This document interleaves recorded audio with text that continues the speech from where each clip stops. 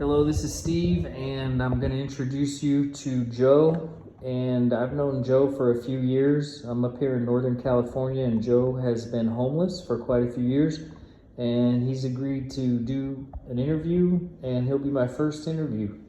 I want to start interviewing homeless people so we can find out more about them. And I find Joe to be a very interesting person, so I hope you do too.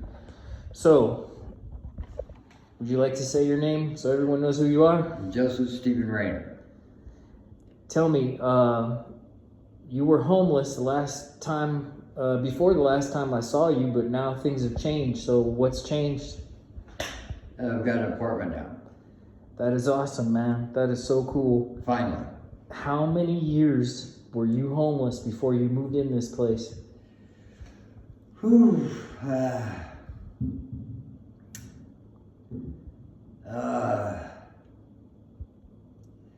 Let's say about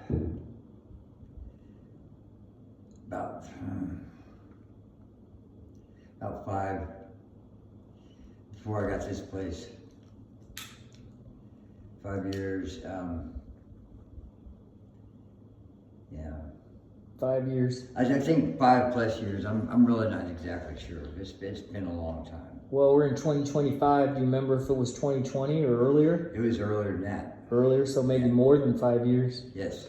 So we're in Lake County right now. So what has this whole last however many years been Lake County, or you've been? Pretty much Lake County, yeah. And you've lived all around the lake?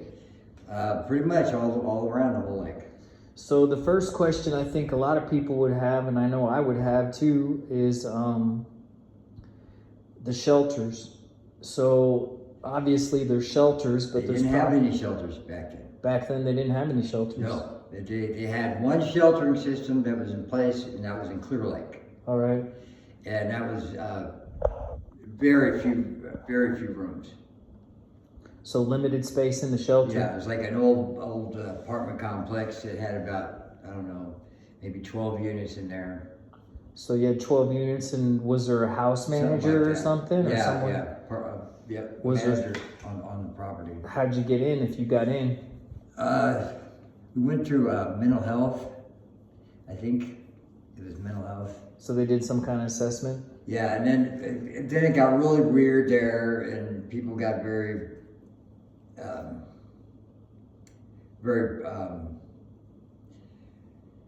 like if somebody knew, if they knew somebody, then they'd have reason to get rid of you, because that's what I believe happened to me and my lady. Yeah, so I do remember, because I never met your old lady, your girlfriend, whatever. Yeah.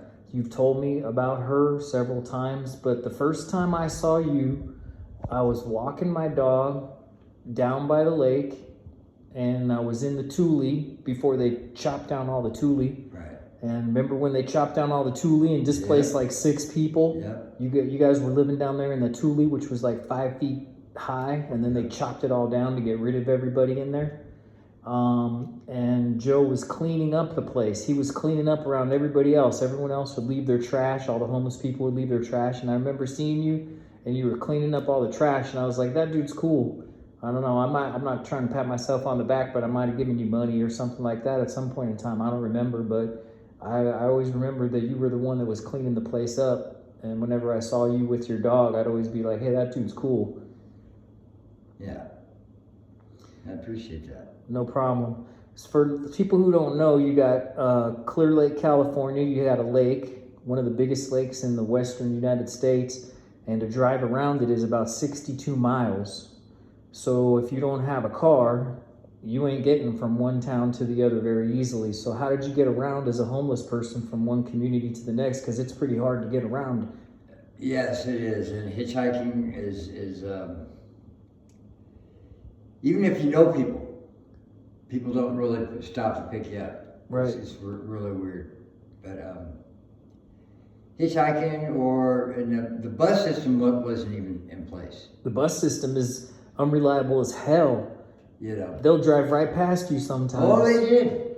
all the time. Oh, they did. Me and my wife, they did it in the rain. They'll just drive right by you like you're not there. You'll be standing there waving your hands, and they'll drive right past you. Intentionally. They did. Intentionally. Yes. Dude, that happened to me. Whenever my car is not working and I try and take the bus, I'm sitting there waving my arms right on the middle of Main Street, and they'll just drive right past you. Yep. And they even told me one time, I actually have a YouTube video about this where I made one of the bus drivers tell me the truth.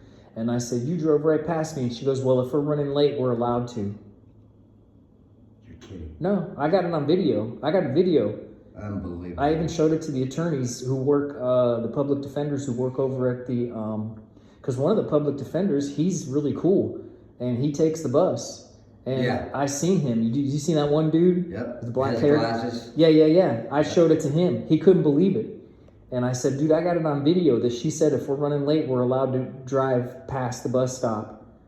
And she said it on video. And I said, okay. And I put it up on YouTube, and they still didn't change it. Anyway, so bicycle, you can't get from one town to the other. You'd be risking your life on these roads. Yes.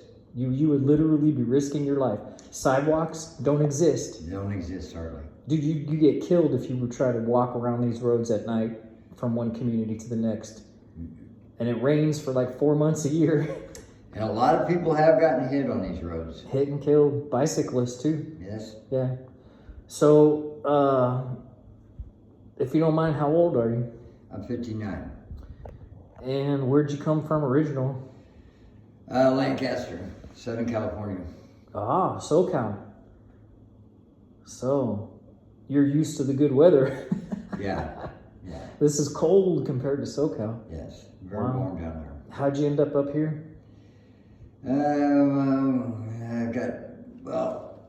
When I was a kid, my mom passed on. As soon as my mom passed on, there were a whole bunch of plans for me to get a pilot's license from my dad, being working at Lockheed and stuff. But it seemed like when my mom passed on, I just got kind of pushed on the back burner. Nobody really let me know what was going on, that she was terminally ill. How old were you? 11. Wow. And he immediately started seeing another gal, an Oriental gal. And I became unwanted.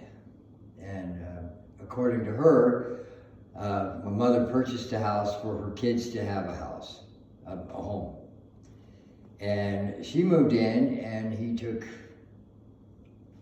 sides with her. And she didn't want any of Betty's kids in her house. So that's as a story as I got it. And that meant I had to be put somewhere. So my dad wound up finding where my supposed father was, which he is not my father, which is down in Florida, and had me taken down there. Now, I was hang on, sorry about that. Go ahead. So your mom dies. Yes. About 11. Yeah. So I always add 5 to whatever someone says when it's school. So 5 years old, you start kindergarten. So you got 11 minus 5, you're about 6. You start school when you're about, I don't know, 4 or 5 years old or whatever. But you're looking at 11 years old. Maybe you're in 5th grade. No, I was probably about 7th. 7th grade. Yeah, I think so, about 7th grade. All right. So you're in middle school. Your mom dies. Wait, was it? Might have been. Might have been younger, but Might have been younger. 11 years old. Might have been. I think about 5th grade. Yeah. So the end of elementary school or beginning middle school. Yes, right. So that's a big change. You go Right. from elementary school to middle school, and then your mom's sick. Did you know she was sick? I didn't know she was sick. She just wound up. She came up. She just was no longer at home anymore. Uh-oh. And then I didn't know what was going on. And this is your stepdad. yes, this is my stepdad, and my stepdad's trying to find a place for me to go to, because that's where Sue May, what Sue May wanted. And I was like, well, shit. I thought, I didn't know that he was trying to get rid of me. But, so I basically got sent to Florida, put in a boys ranch, because that Carlos had made accusations that I was beating up on his children, and that wasn't the case. Carlos is who? This is my supposed blood kid. Your bio dad in Florida? Yeah, yes. So you get shipped down to Florida? Did they send you in a plane or did they drive you down? No, my dad flew down there. Flew us down in the airplane. He had an airplane? Yes. This guy had a fucking airplane? And he was teaching me how to fly it. Dude, you could have been a fucking pilot. You could be making hella money. That's what I was supposed to have done. At 16, I was supposed to be one of the youngest pilots to have gotten their license. Oh, that would have been awesome. Because I had all the hours. Dude, you'd be retiring right now with millions of dollars. No, I'd be set. Yeah. I'd be doing really well. Wow. And I would have had the house, because my mom purchased the house. I was looking at hopefully taking over, getting a job through Lockheed, through my stepfather. Dude, you would have been set. I was supposed to have gotten the airplane, taking over the airplane. It was the idea. And my mother's Ford Fairmont and these kind of things. I had a Fairmont. That was a good car. Yeah. Those things lasted forever. And you know, I was really looking forward to it, and I had things to look forward to. And Yeah. but when she passed on, everything Changed, man. Yeah, everything changed, and I got to sit down there. And then took me to one day. I got home from school, and Carlos comes to me and he says, "Come on, we got to go somewhere." So he takes me down to this juvenile detention center. You're in Florida now. Yes, and he tells them this story, and I'm sitting there listening, and I'm thinking, what? And he told her that he's incorrigible, I couldn't be controlled or whatever, just kind of bullshit. And next thing you know, I was in their system. Wow. And he walked out, and the gal tells me, "It's not your fault. It's not your fault." And I wound up in this boys' ranch, and didn't do anything. I just wound up being shipped down there, and that's where I started my smoking, and different things like that. And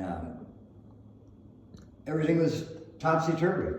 Now, nothing was as it was, and I could tell that.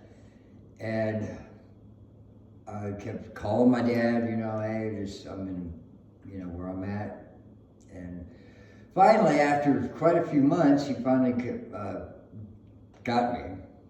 I think I went back on like a Greyhound bus or some shit. So like California.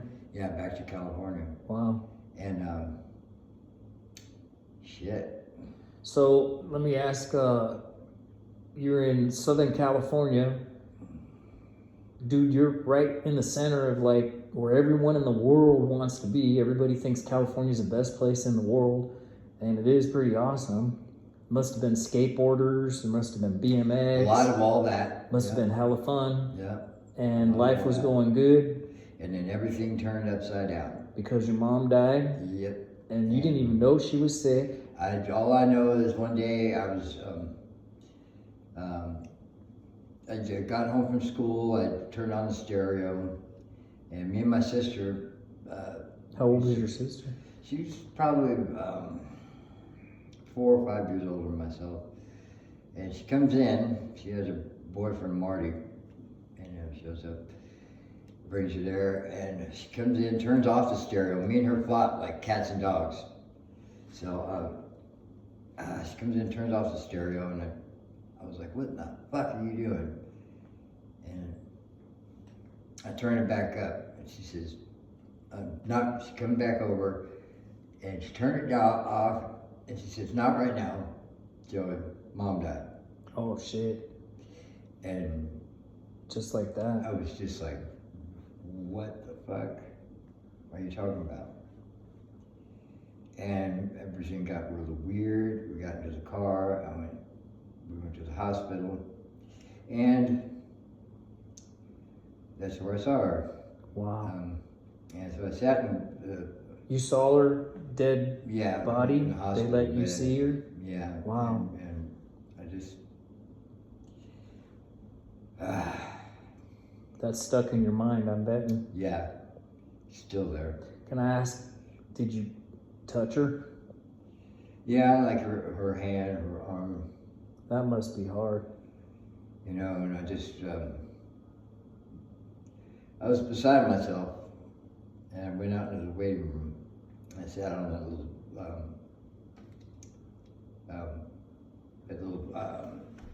chair out there. I kept listening to everybody talk about, oh, Betty, what a wonderful person she was and all this, and all I knew is she was violent as hell to me. And it just threw me all over the place. I just didn't know what the fuck to think. So after we wound up leaving, which was wild. So when you say she was violent, did she drink? No, Drugs? no, Just she just was a violent woman. lose her temper? Yeah. And hot-blooded Spanish bitch, man. She was really. So can you give me an example of any early violence? And by the way, if you don't mind, I'll share this with you. My sister, year and a half older than me, remembers me getting beat with my dad's belt hundreds of times. I don't remember. My mom says my dad used to beat me with the belt all the time. I don't even remember that shit. I do remember, and I remember being so small that I couldn't even see up over the top of the sink, and he would take me in the bathroom because I was ADHD, man. I was all over the place. And he would take off this big old black belt, and he would snap it and then hit me with the belt while I was bending over the toilet. So I know my head didn't come over the sink. So I know I got the shit beat out of me when I was a kid. My mom used to use whatever she could get her hands on, which included a rolling pin. Oh, fuck, sorry. Yeah. Oh, that hurts. Yeah, that's what terrified me. You know, she terrifies me to this very day. Wow. Yes, she does. Even though she's passed on, it hasn't been for many years, still terrifies me. Still. Wow. But yet I miss the hell out of her, and I wish I could do it again. If I could do it again, I would.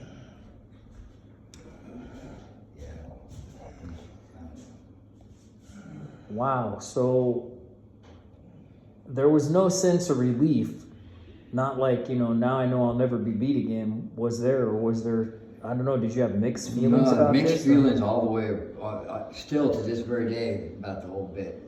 Because it's like, I understand that there's a lot of things that we carried with us that happened to us in our younger days that we don't forget, we're not going to forget.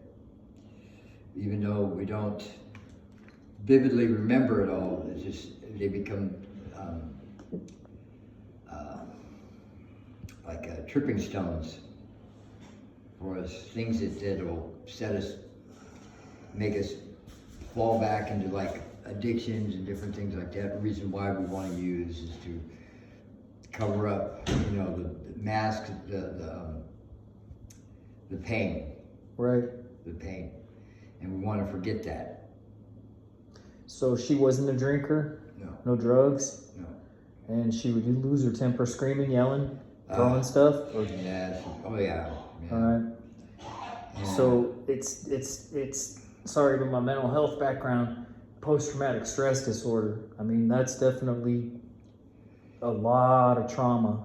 Can you remember the first time that you remember being beat by your mom or being terrified by her?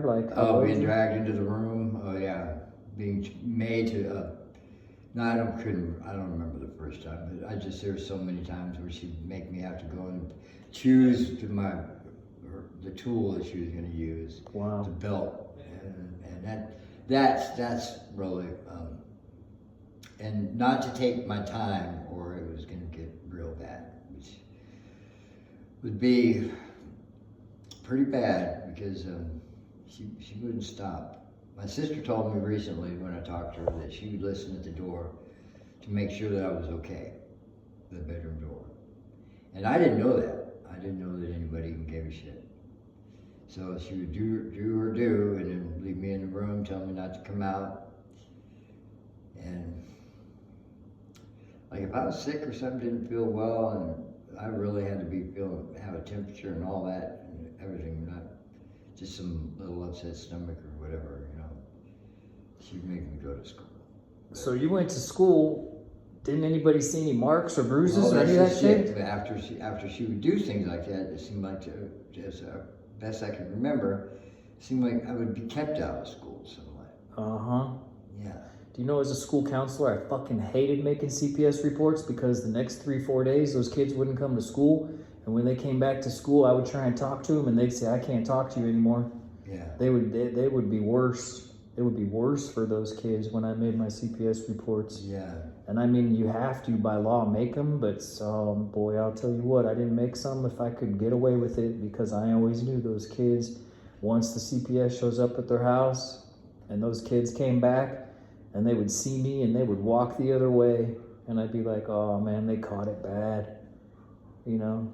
Yeah, unfortunately, there's a lot of parents that don't understand parenting like you do, like they think that they think they do. Yeah. And parenting is really it's a job and a half by itself. That's why stay-at-home moms, man, they really don't get the credit that they deserve. There should be some kind of a income for them just for that alone, like a welfare, provides people assistance like that. There should be something for mothers, stay-at-home moms, some kind of an income, because that's really per child, X amount of money to get per child. And the more kids you wind up having, the more money you'd make, but at the same time, you gotta know there's gonna be a lot of parents don't, a lot of people, young parents don't know exactly what to expect. They have an idea, but it's not, you can't ever predict how children are gonna turn out. No, you could have twins and they're so different from each other. Yeah. And some kids will just totally drive you right at the wall. So you had your older sister, she was 5 so years? I got 2 older sisters. 2 older sisters. Yes, and 1 younger. All right. And 1 boy. You're in the middle of all that. Yeah. 3 girls and 1 boy. Yes. Well, I got 2 brothers that are older. One just passed recently, and I still got 1 other brother. But so now were all these kids your mom's children? yes, my mom's children, but they weren't all the same father. You could tell by from Carla on down, from Carla, Kelly, Ivan, Jerry. You could tell that there's a DNA change. When it comes to Jerry and me, there's an obvious change. And I believe that because she used to beat up on my sister too. And she would grab her by the hair and she would swing her around in the living room by her hair. And she would call her a tramp, and how she was no good. And I think because a lot of times it's the pot calling the kettle black. I think that my mom was pushing that on her because she was like that. That's what I think. I don't know that. So I think this is true. I've heard this before and other people say this. The one that's most like that parent, they get along with the least. Like, if you're the most like your mom, she'll fight you the most. There could be a lot of truth in that. I don't know that to be fact or anything, but there could be a lot of truth in that because, yeah. So she caught it too. You weren't the only one being beat on. Yeah, me and Jerry, and we look like we come from the same mother, same father, because we look a lot alike, unlike the other kids. So maybe something to do with that particular guy. That's what I think. She fell in love with this guy, and he didn't want to take on anybody else's kids, so he wound up leaving. So she really took it out on me more than Jerry. And so I'd be thrown in a bedroom after that, and I'd have to stay in there and listen to the TV and like that. Man, God forbid I'd bug her anymore. Because, yeah. So that sounds hard. Then you got to go through losing your mom, who is The one predictable person in your life. That took to the grave with her. The one thing that I wish I would have been told differently than what she usually told me, which was, "Ay, Dios mío, you're nothing. You're going to grow up to be nothing but a bum." And when you do that to a kid, it instills in their brain something. And it's like, how do you break that? And if they don't correct that, if they don't let that child know themselves that, oh, I apologize for that, I didn't mean that, you're actually very good, and you're going to grow up to be productive, you're going to be something good. That didn't happen.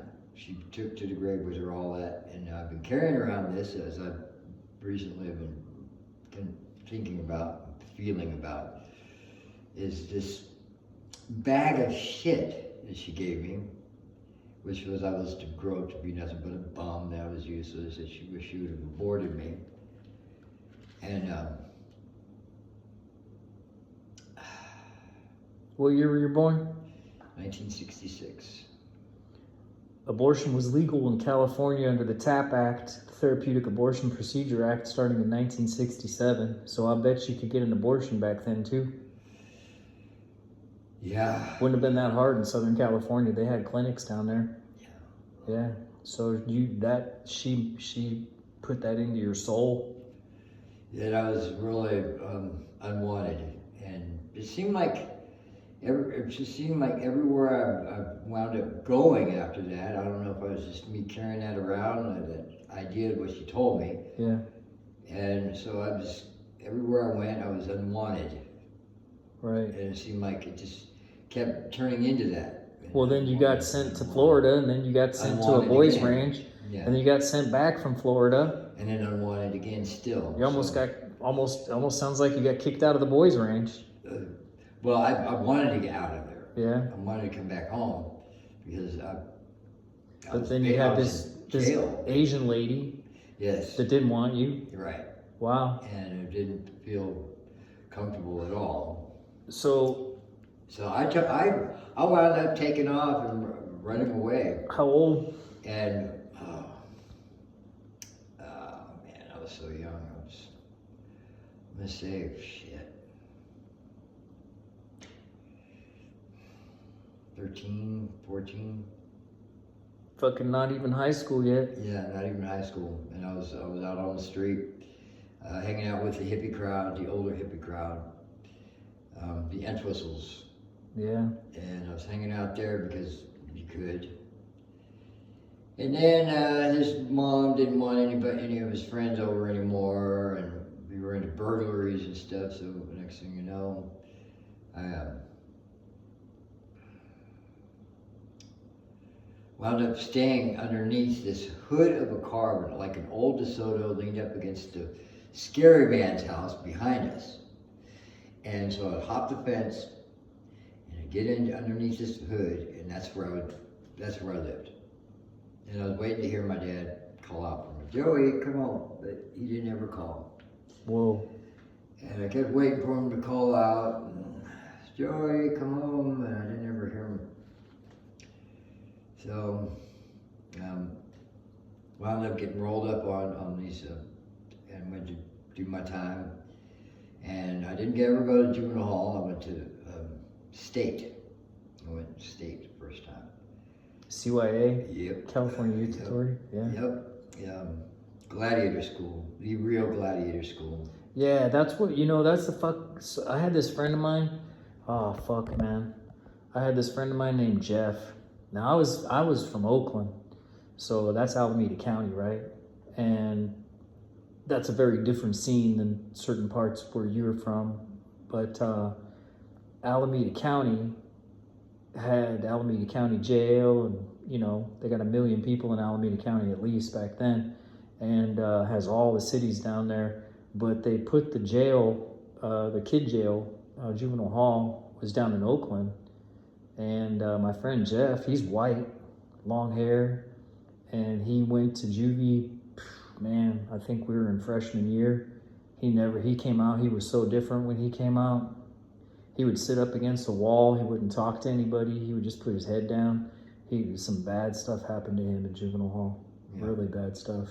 Yeah, I was on my way into the housing unit in YTS, man, and I had long hair at the time, and walking up that, and I heard all these cat calls, and I was looking around for the females, and I'm having to ask, hey, where's all these females at? Here, and this guy behind me says, they're not whistling at women, dude.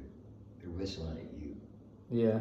And that's when, on my walk up there, when he told me that, that's when I realized where I was. Yeah. Oh, shit. You're in hell. And so I just kept pushing through, and nothing ever happened to me. Like, I didn't ever get raped or anything. He tried to one time, but my street smarts actually is what saved me. And I was like... How long were you in CYA? I did a solid year. Wow. So you're like 14. Yeah, Did right. Did they have school for you in there while you're in there? Yeah, they made you go to school, Yeah. like that. So yeah, and then when I got out of that, I was on parole, and tried to stay clean and all that, and no pot smoking, none of that. But I wound up smoking some pot. If you don't mind, when's the first time you used? Well, you 11 years old. Had you smoked pot? Yeah. Got drunk? Anything by then? Yes. Okay. I got drunk. Because that'd be like, okay, so you was born in 67, 13, 1980. Fucking Van Halen is just coming up on the Yep. radio. Yep. You got Boston coming up on the radio, Yep. right? Who's your favorite groups from when you were young? Huh? Van Halen. Van Halen, hell yes. And KMET. Running with the Devil. Yes. Yeah. All of that. And the LA stations, man, you guys had the best radio stations. And those were the days, Yeah. of good music on the radio. But, So you, by the time you were 11, you already smoked weed? Drinking. Drinking? Started with the drinking. What were you drinking, man? Beer. Keystone? I was Sorry. Budweiser from the refrigerator. I'd go and steal it from my dad's supply. Cigarettes? After Florida, like that. All right, so just cigarettes and beer. Yeah. No hard alcohol or... Yeah. All right, so then you go to Florida. You're in a boys' ranch. Drugs? Well, no, Florida already happened. When I came back, that's when I got locked down. So did you start smoking Yeah. weed pretty regular or what? That's it. Yeah. I was smoking weed very regular because I was staying at the Entwistles. Yeah. Do you think it helped you kind of with the pain or Oh something? yeah. It Yeah. took me out of my head, so I didn't have to think about it. Right. I just get stoned and Turned into an everyday thing? everyday thing, and I look forward to it. Alcohol too? Oh yeah, alcohol was, And- that's the one that was the earliest, and that's the one I started with. That's the one that, started me being able to do all kinds of things. So by the time you're 15 years old, you've been to CYA, you're on probation, Yeah. you're starting to smoke Parole. weed every day, drink Parole. alcohol, Yes. parole. Yeah. Yep. Yeah, a lot of people don't know the difference between jail and prison or parole and probation. They're different. Big difference. And had to go back to the school. Hang on, did they help you at all? Did they put you into any kind of programs? Did they give you any kind of job training? You're on parole, were they doing anything for you besides just monitoring you and finding a reason to violate you or what? Well, I was in a fire camp. Okay. And upon getting out, and I didn't want to get out. I liked the structure there. Of CYA? Yep. Wow. Of the fire camp. Oh, the fire camp. Camp Ben Lomond. Okay. Oh yeah, I know where that is. Yep. And I liked it so much that I didn't want to get out. And I even asked the teacher, about staying. And They were training you to be a firefighter. yeah, That could have been a hell of a career. yeah, and and I advanced on the crew line too. But that wasn't the case when it came up. I got paroled and got out and towing the line. became a bit of a problem because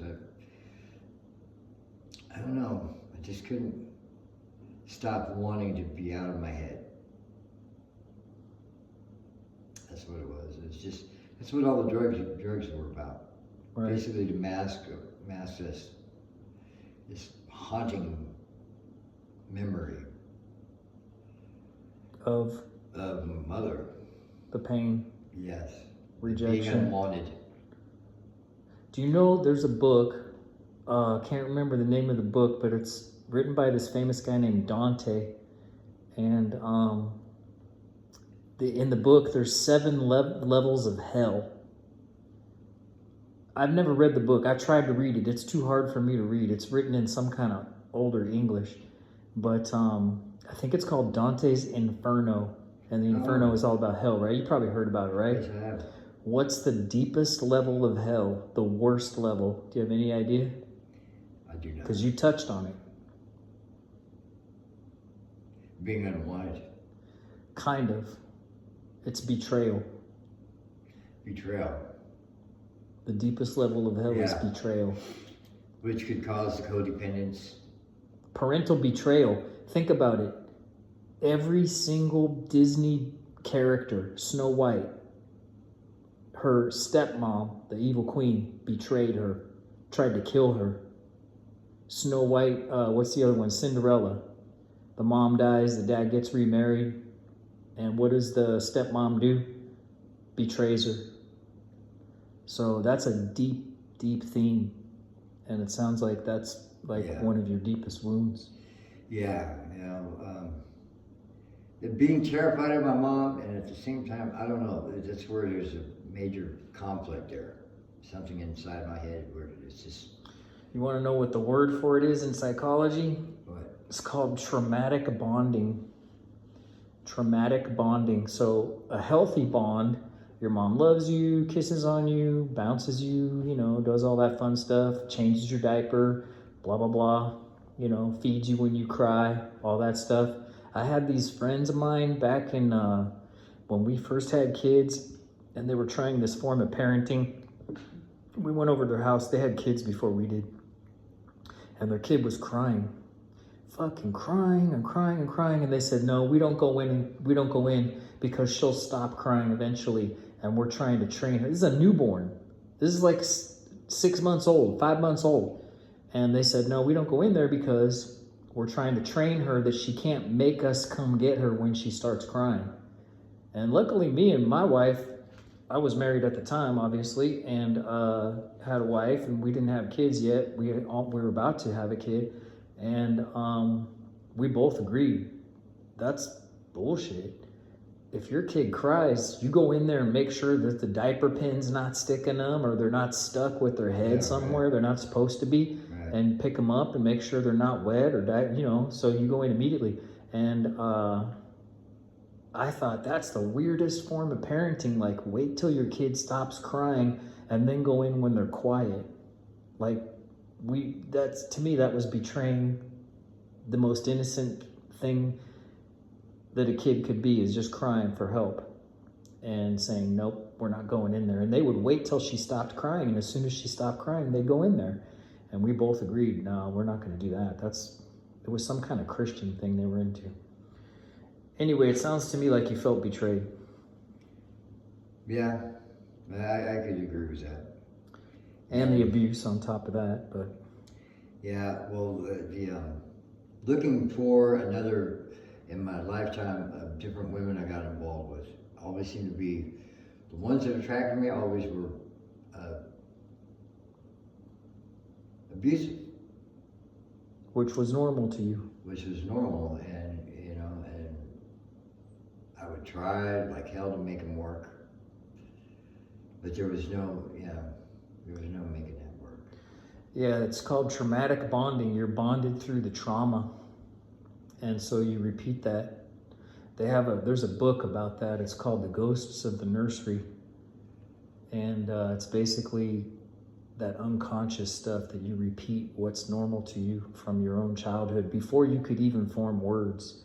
That's why a lot of therapy doesn't work, is because a lot of the trauma that happens to you in early childhood, it's before words. So it's not based on words. So you can go to someone and talk about it all you want to, but it's based in feelings. Feelings. It's based in looks. Like the look of your mother if she hates you. One of the most disturbed kids that I ever dealt with is his mom right here in this county. One of the top 5 worst kids, and I've dealt with thousands of kids. His mom lived on the streets, and she was very seriously mentally ill. And she used to throw rocks at cars and stuff. And I used to tell people that weren't very nice to the kid. He grew up on an Indian reserve here. He was so violent, man. He would just tear the classroom apart. He'd break computers and stuff. And if you left him alone, he was kind of okay. But people who pissed him off, he would tear the whole classroom apart. So I would take them out and I'd say, you want to meet his mom? And we'd go out and I'd say, there's his mom. Go over there with me. Don't say anything. Let me get to know her. And if I say okay, then go ahead and talk to her. But if she didn't like you, man, she could start throwing rocks at you and stuff. And then we'd leave. And I'd say, okay, now you've met the kid's mom. I want you to think, what would it be like if you were a baby and that was your mom? That's the person who changed your diaper. That's the person who puts you to bed at night. That's the person who picks you up when you're crying. Can you imagine what that would be like to you? And then they would usually treat him nicer. They would understand. Yeah. You know, you got to deal with this kid differently because you're dealing with a kid who's been around somebody who screams and yells and throws rocks at cars. Full-grown adults can't deal with her. And if I named her, I could even tell you. You probably even know who she is. She used to push a shopping cart down the middle of Olympic down there by the Clear Lake sometimes. Yeah. Man, she would be screaming at people. They kicked her out of all the stores. She couldn't go into any stores. You probably know who she is. You probably seen her before. Jamie? I can't remember what his mom's name is, but I remember her. And I remember one time I went out there with somebody and they said, watch out, here's that lady. She's crazy, watch out. And I go, no, she's cool. And they're like, no, get away from her. Don't park your car by her. And I said, no, it's okay, that's so-and-so's mom. And they go, what? And I go, yeah, that's his mom. And then I go over there and I'd say, hey, man, how you doing? And then she talked to me for a little while. But she was psychotic. She was very psychotic. Yes. Sounds like Jamie. Yeah. So you got hooked up in drugs. Yes. Fast forward to 15, 16 years old. You're in high school. Yep, and I got out.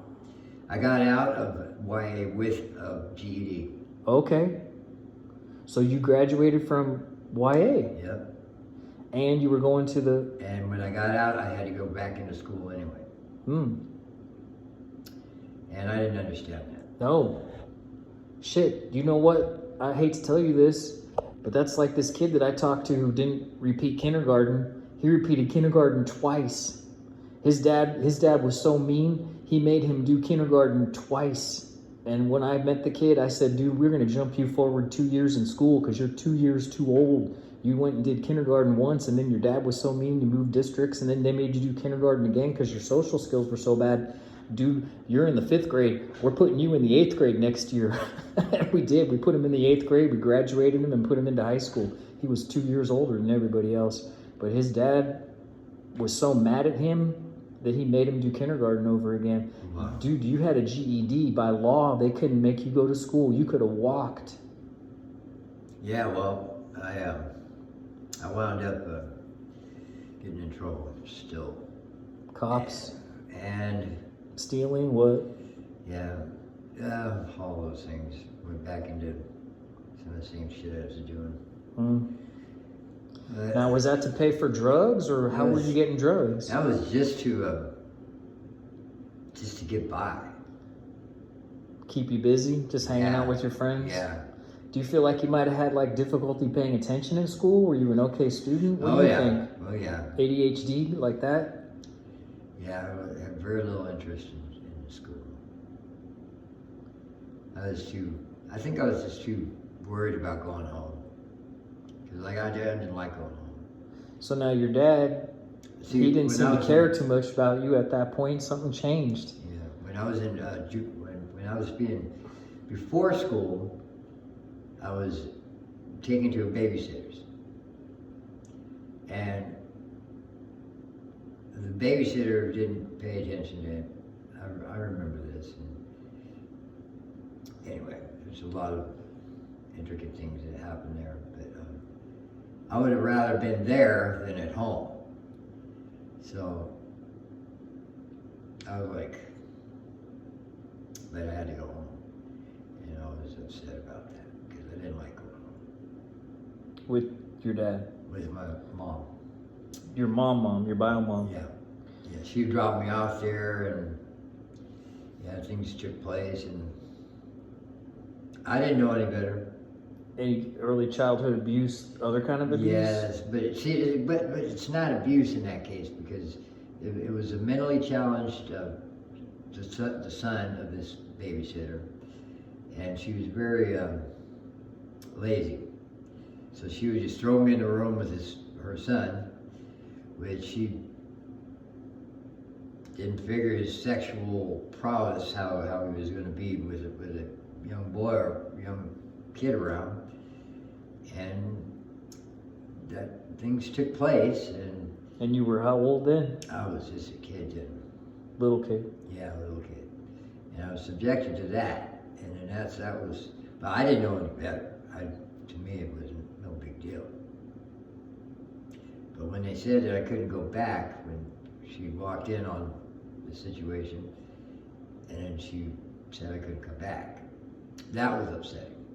Because I didn't want to go back home anyway. So that meant, yeah. So, I remember that. even though you might not call it abuse, it was like taking away my best friend. Yeah. One friend that I had, Frankie. something that you didn't perceive it as abusive at the time. Yeah. And he was how much older than you, would you say? Well, he was quite a bit older, but he was mentally challenged. So, yeah. But he was nice to you in a way that you felt like someone's not hitting you and Yeah, he's not hitting me. you're not afraid of him. Yeah, I'm not afraid of him. So I'm going to jump up to adulthood. You're an adult. We've got a long ways to go to get from adulthood to homeless in Lake County. What do you think are the main highlights? By then, you've got post-traumatic stress, you've got early childhood abuse, you've got sexual abuse, you've got rejection, you got your mom dying, you got going to Florida, being with your dad that wasn't really a dad to you, got fucking ranch, boys ranch, then you're back to fucking California and you go to CYA, you got more rejection, you got a stepmom that doesn't want you, a stepdad who doesn't seem to care for you, you're living Like I in thought fucking he did. car on the other side of the fence from your house. So you're feeling like, I don't know, man, you're feeling, what makes you want to stay alive and all that shit? Well, that's just it. That's what I've been. I've tried to do the unthinkable, but for some reason it didn't ever take.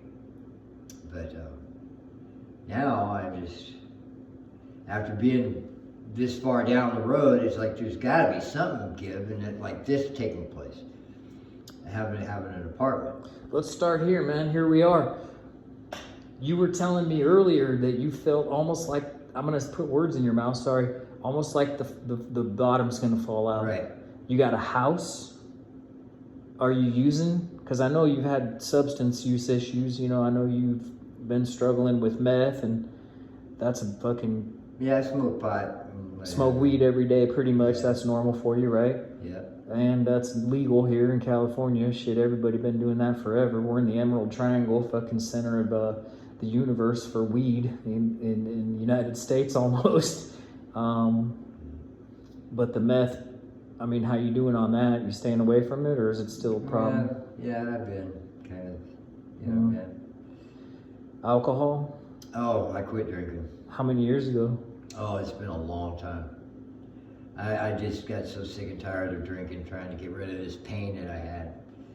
And I just asked powers that be to take this thing away from me, like if I didn't ever have a problem, and bring it back to me when I could. And so one day I was getting ready for work, and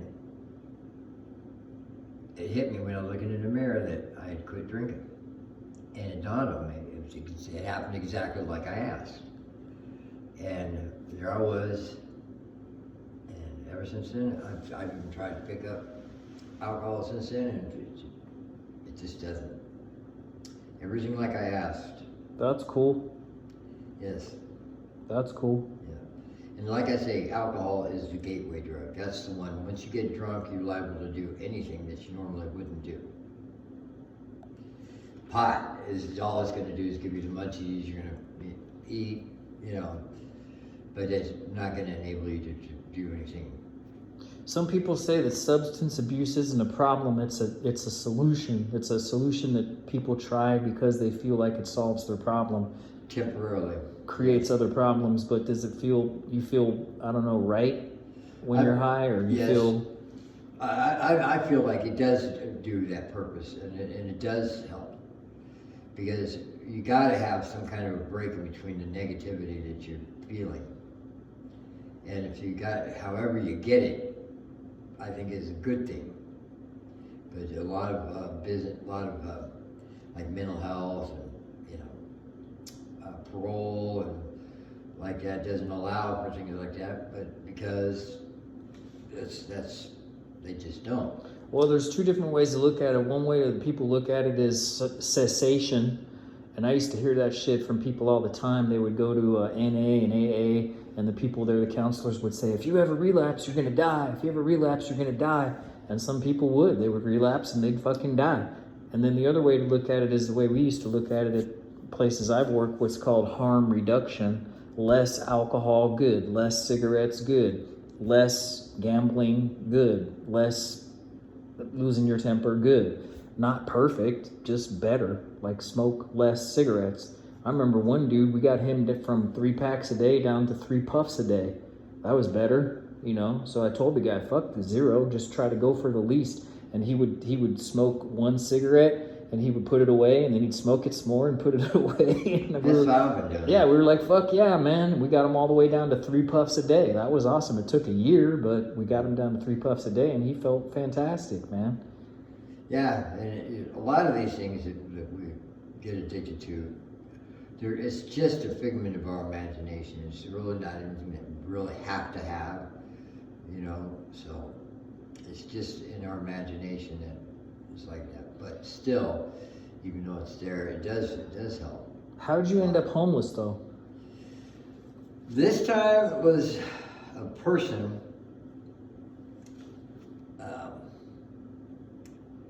A person that intervened when I didn't even know that they were doing it, but he bragged about getting me evicted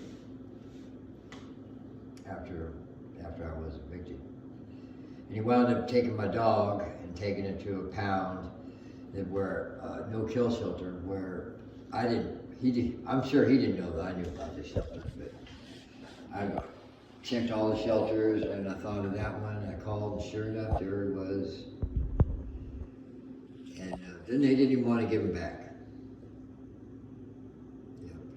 Well, you had a girlfriend too. Yep. I think you've called her your wife sometimes, but Yep. I don't know if you were married or not. Yes. Well. And then something happened to her.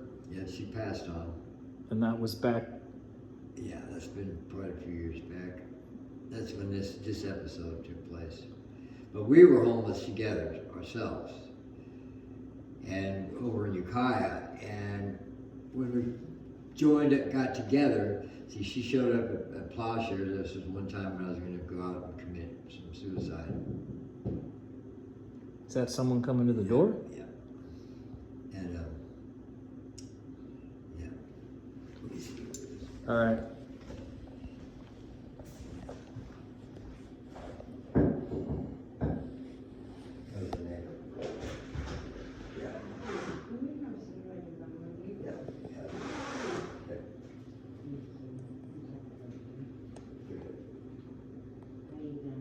Okay.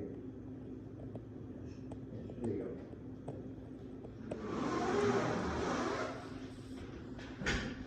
The neighbor borrowing a cigarette. Yes, that's fine. So she passed away. Yep, took to the grave with her all these things she said. Wish she would have taken it back. I'm just realizing that now after some soul searching I've been doing. She said some things that hurt you. Oh yeah.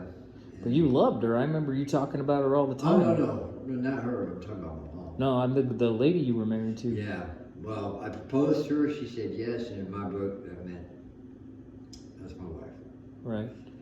And then she got sick, and Actually, Lake County Sheriff Dorado showed up one day after I finally moved us into a better situation that was supposedly more stable.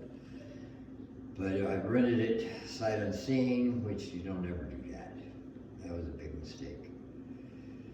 So I was trying to get this Coleman stove, but when I was moving in, I left this stove that the lady saw outside, and she took it into her bedroom.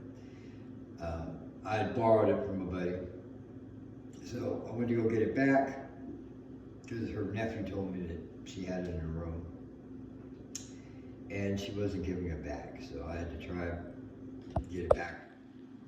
And then later he tells me, "Oh, you could have kept it." We should have said that, because by that time, you know, Tracy's gone.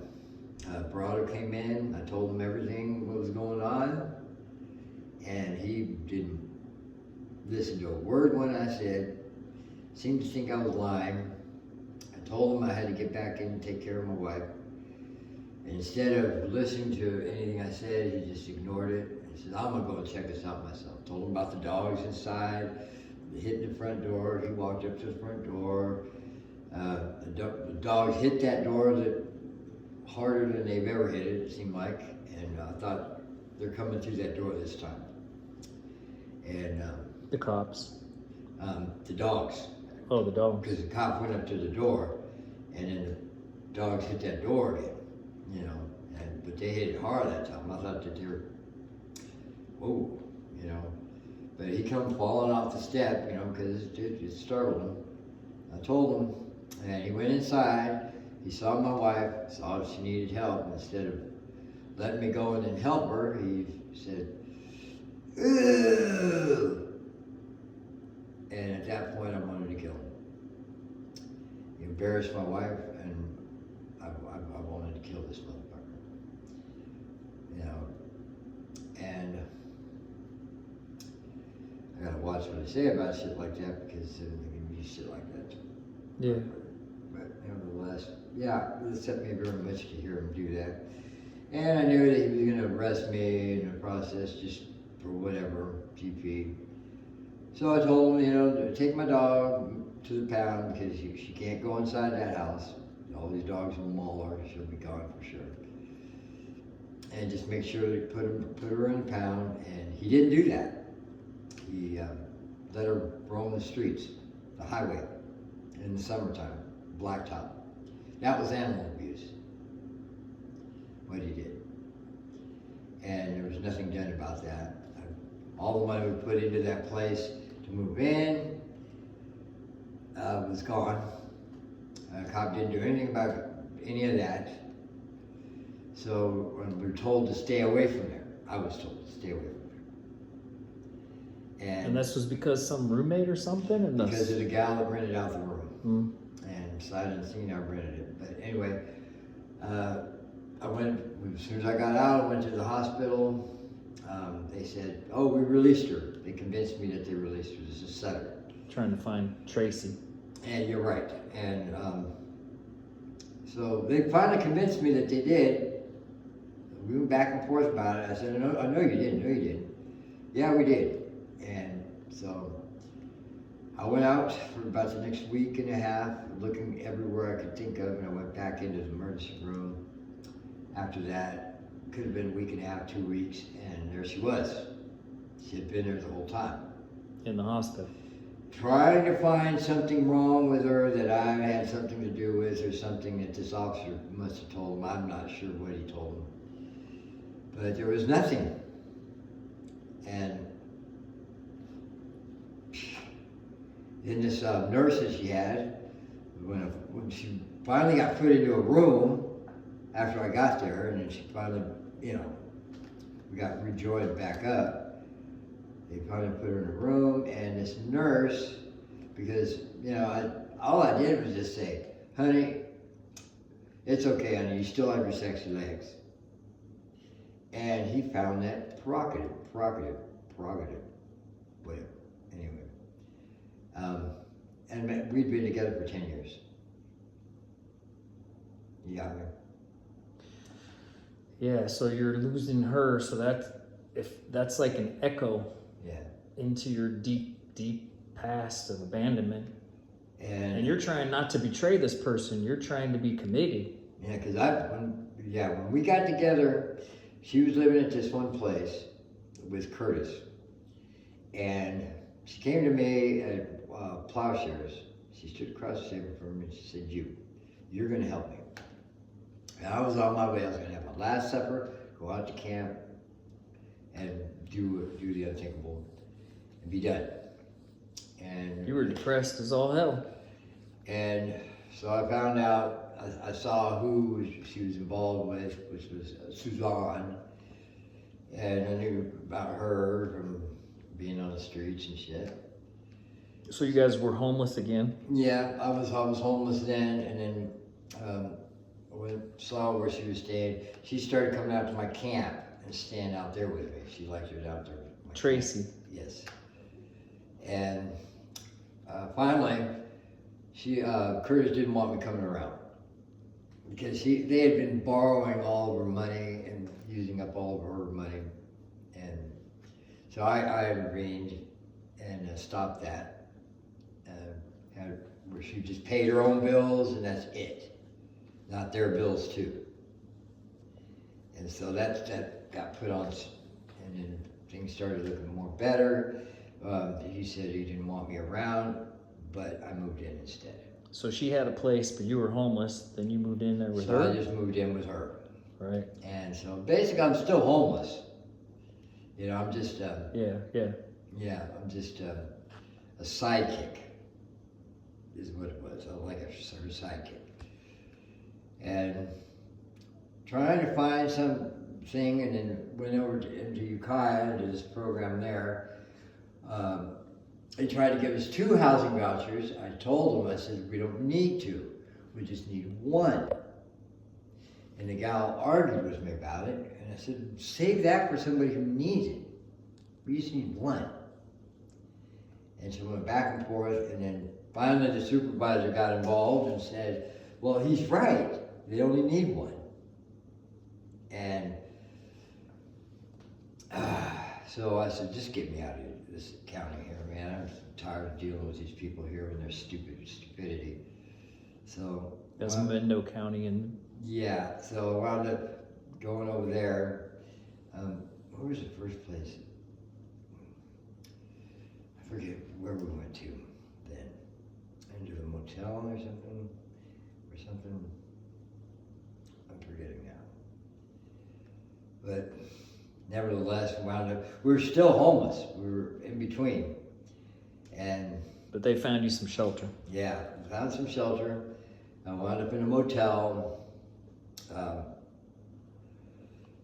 And for a long time, and kept trying to get out of it, but we were paying $1,600 a month rent. Every bit of money that was coming in was going out, just to keep the motel room. Was you able to work? Did you have any kind of... I was taking care of her, getting IHSS hours there. All right, HSS? Yeah. All right, so she was sick. Yes. And So you had shelter. You were up in Mendo? yeah, in Lake County. In Lake County. Yep. We started in Mendocino. And you were using what? Yes. I'm using meth.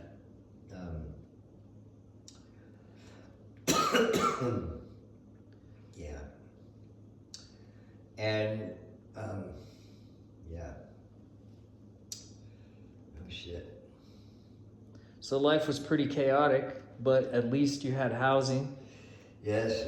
And you're getting some money in. Yeah. Now, going all the way back to, jump all the way back, counseling, therapists, psychiatrists, any of that stuff. Yeah, there was very little of that. I mean... You were in CYA. They didn't have regular counseling in there? No. Not that it would have helped, but it might have. Oh, yeah, it would have helped. Just to have somebody to talk to vent How the fuck you were in CYA for fucking years and they didn't have regular counseling to help you? Yeah, it wasn't Jesus. much of that at all. Christ. Yeah, so I just wound up just getting passed through the system, coming out, and just being basically. You're fucking juvie. Yeah. No counselors there? I didn't go to juvenile hall. Oh, cause CYA. All right. I just went straight state. No school counselors. And county time came as an adult. Then you had evaluations. You've had all kinds of mental health counselors come and evaluate you. After I started going and trying to find help, that when I actually started going to mental health. Has it helped? Yeah. Okay, it good. did help. I'm glad to hear that. But it didn't resolve anything. It just helped me to kind of lighten up the want to commit suicide. When's the first time you remember wanting to kill yourself? Oh, that's when I was young. I used to try smothering myself. Do you have any idea how old you were? Oh God, I was young. 7? Probably. 2nd grade? Somewhere. Even before that, maybe? I don't know. Maybe though. But I used to try smothering myself in the pillow. Tried that in YA too. Tried hanging myself. Tried cutting my wrists. So these feelings have been with you a long time. We've been talking for a long time, and I don't want to go too deep because you can get what's called a therapeutic hangover. It's a hangover from talking too much. It's like fucking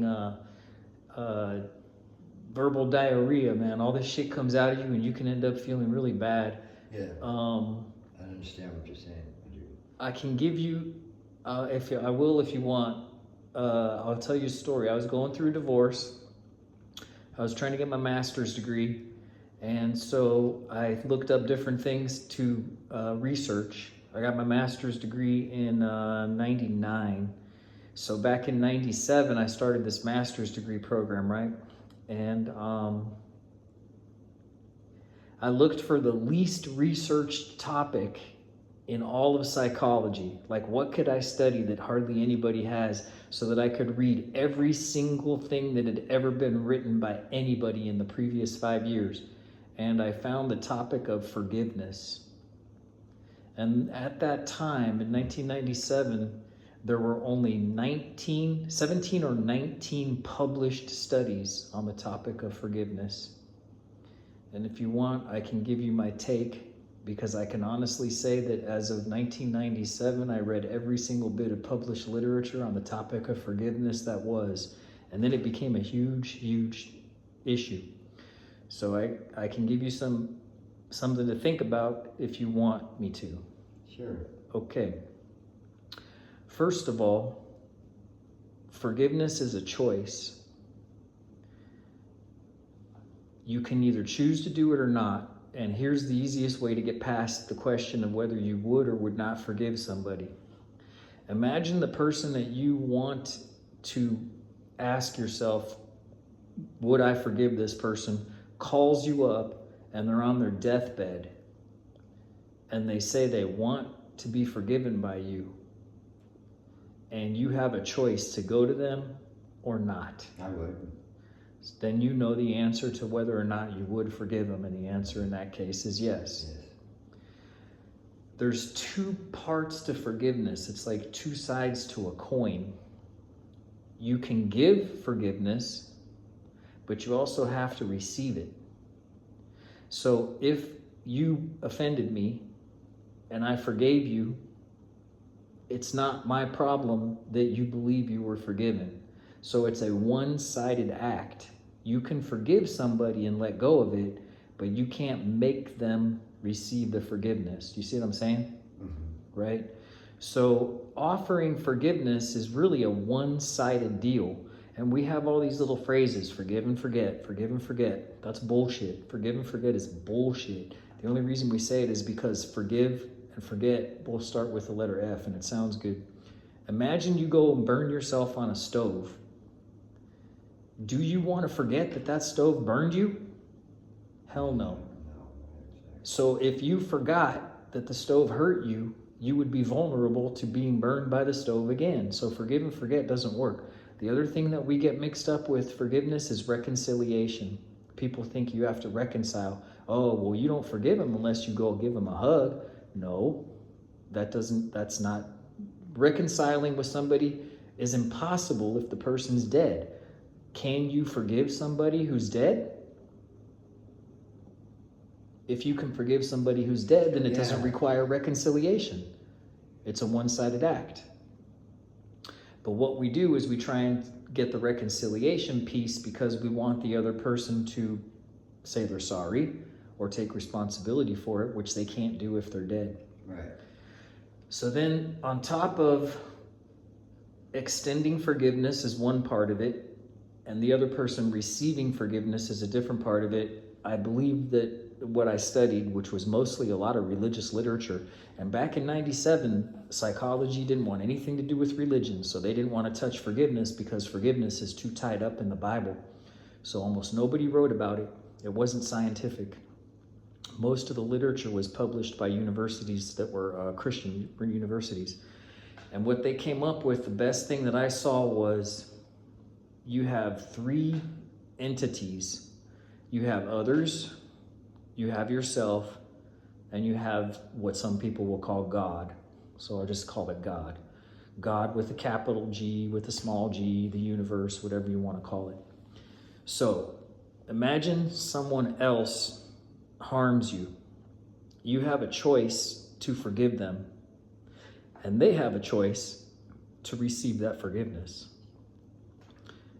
Then you have yourself, and we screw up all the time. So we have a choice to forgive ourselves. Back to, you put your hand on the stove, you burn yourself on the stove, and you can forgive yourself for making a mistake. So you can receive that, or you can say, no, I'm stupid, I'm dumb, I'm an idiot. No, that's what I do a lot. Right. So that's not receiving the forgiveness. And then you have God, and that's probably the hardest one, is forgiving God for allowing the universe To have done, yeah. But then you have to believe the other part of it, which is, does God accept responsibility for that and receive the forgiveness? I've never figured that part out. But the bottom line is, you can forgive other people, and you can even forgive yourself, but the act of receiving forgiveness from yourself, that's pretty hard. And the act of forgiving God for creating a universe in which these terrible things happen, that's pretty hard. So that's, I don't know, that's my take on forgiveness. And I believe that people who don't forgive are at risk of being very bitter. And they can become so bitter that they feel entitled. And that's a form of what's called bitter entitlement. Those are the people who go down to the welfare office and they get mad because they had to wait 5 minutes for their welfare. Like, dude, you got welfare. You should be thankful. You know, you drove up in your Mercedes with your done up nails and your makeup and you're mad because you had to wait for 5 minutes. Like, come on, man, be thankful. Yeah. So I think one of the cures to that is being thankful and generous and kind. And that's kind of the opposite action of bitterness. So maybe that, I don't know, maybe that's some stuff for you to chew on, because it sounds like you have a lot of stuff. Anyway, homeless has been your life for 5 years. I've seen you on the streets. I've seen you in every kind of weather, including the snow. I've seen you up at the side of buildings. I've seen you down by the lake. I've seen you with your dog everywhere. And anything else you might want to say? Yeah, learn how to forgive. If you had 3 wishes, what would they be? I wish I could go back to that time before and know about my mom and be able to talk to her more personable. Be able to, without any kind of feelings of, just to be able to talk to her before she passed.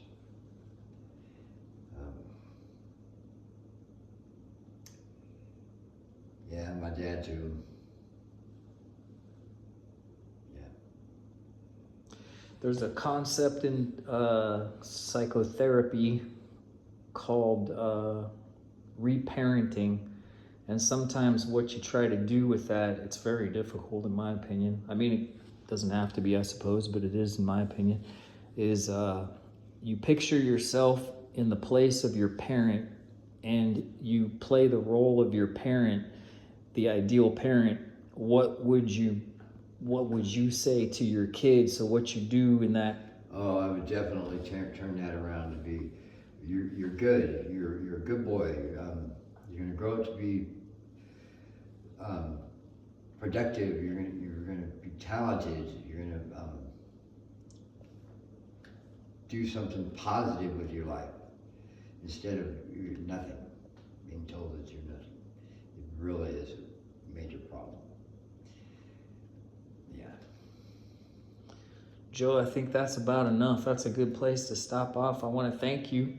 Like I said, I want to start putting these things up on YouTube, and I'm going to give you the choice right now. If you want me to, I'll delete this. You've been on video fine. this whole time, but if you want, It's fine. I'll delete it. It's fine. I hope it helps somebody. Yes, I do too. Because as I said before earlier, I think part of the problem to the homeless situation is people don't understand Where they came from, what they went through. That it's not by choice that they're doing this, it's by experiences that they went through, that others are not taking the time to consider how they got there. And not even caring about how they got there. Oh, they're there because they're this way.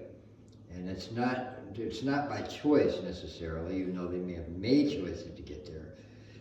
If they had better information given to them, they wouldn't have made these choices, I believe. I feel that that's brilliant.